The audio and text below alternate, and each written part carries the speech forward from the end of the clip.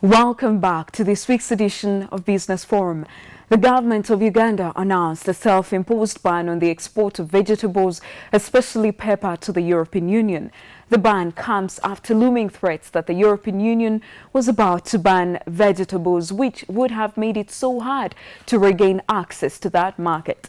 The Ministry of Trade, which announced the ban, noted that Ugandan fresh vegetables and fruits had failed to meet the EU's phytosanitary requirements. Since February 2014, the European Union has been threatening to suspend Ugandan products such as flowers, vegetables and fruits due to the use of banned chemicals and phytosanitary requirements. Announcing the ban, Trade Minister Amelia Chambade said if no action was taken, the country's horticultural products risked being banned completely from the EU market. Now, under the EU market, every imported item is checked to verify if it conforms to the set standards. Items that fall short of these standards are intercepted. Kana Swida talked to the chairman of Traders, Everest Kayondo, and we asked what next after the ban. The self-imposed ban as Uganda on horticultural produce, the right decision to have been taken, or you feel something else could have been taken before reaching at the ban?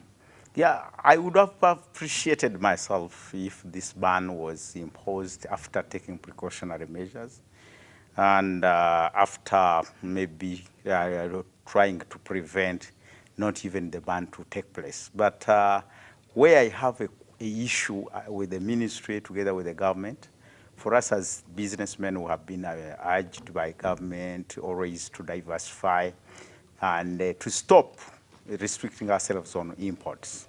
And we have been advised to start, because we put a pressure on the dollar, and each time we import, we're taking out dollars. So we had been advised that we should do something to diversify our businesses so that we can also go into export. So some of us have taken up farming, and personally I have a very big farm of horticulture, and it has been doing very well, hot pepper.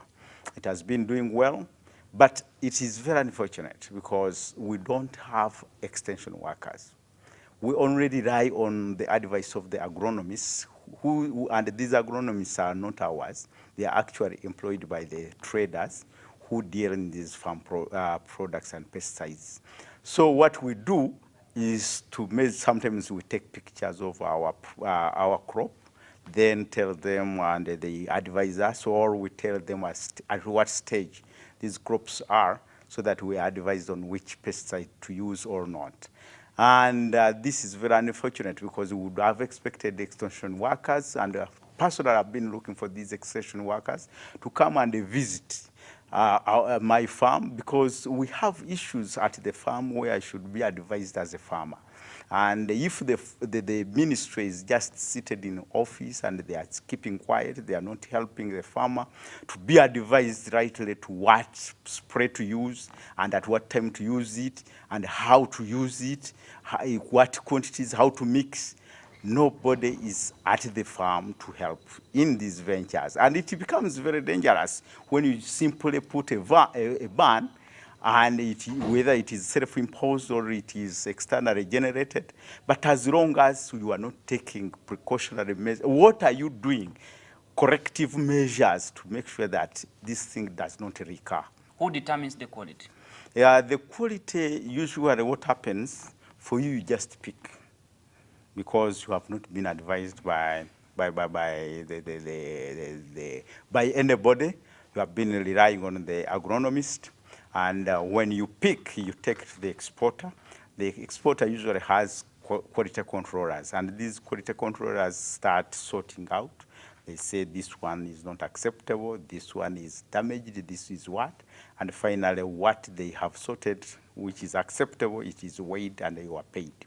And that becomes dangerous because we've thought, even me personally, I was interested in getting these people, and I'm serious. I want to pay them to come on my farm, advise me as I am planting, right from the seedlings, then as the plant grows, and then the spacing on the farm. The chemicals in the produce, that's the question why the ban. So if there is no somebody who comes to the field and find out which chemicals you are using and at what intervals and at what time, then will you ascertain that some of our produce don't meet the quality we require as consumers? It's very unfortunate. When we say, please put more money in agriculture, this is exactly what we are talking about. Because where my farm is very close to Bukalasa. Bukalasa was a very good agricultural institute, and I'm supposed to just go for these consultations, and I would be getting them. But where are they? They are not there.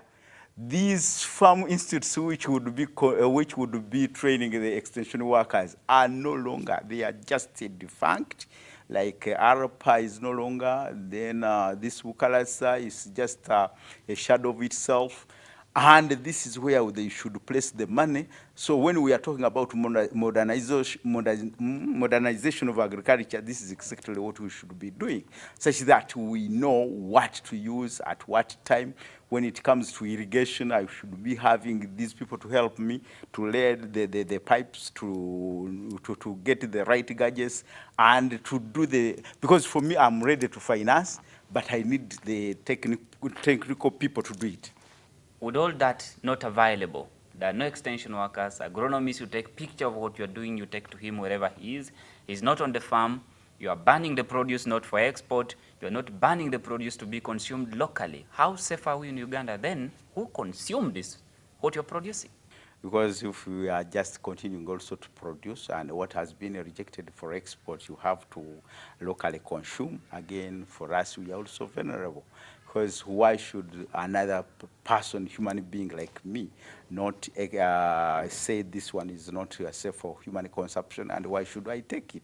Because you see, we have different drugs which we use at the farm, which are supposed to last for 3 days, some are 24 hours, some are 1 week.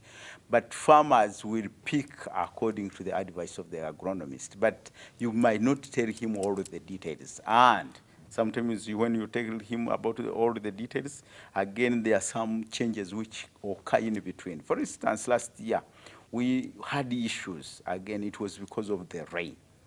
Rain was just too much. People kept on spraying after 1 week, because that was the advice by the agronomists, that you are supposed to spray after 1 week. But because of the too much rain, we were later told that if you continue the same pattern during the too much rain season, then again the drugs will not be effective. You are supposed to spray at least twice a week. And this so happened. Again, it was a post-mortem when these pesticides were already found in the products, in the horticulture, in the produce which we give at our farms. So these are the dangers, and I think we need to do something better. Like Ministry of Trade, they have the component of Export Promotion Board. Ministry of Agriculture should also be interfacing with Ministry of Trade to make sure that we promote our industry, which is hitherto big. Kenneth Wide there talking to Everest Kayondo about the self-imposed ban on horticulture products. It has been a pleasure having your company. Please do join us again next week on Thursday on Business Forum. I am Anita Mwangazi. Have a great week.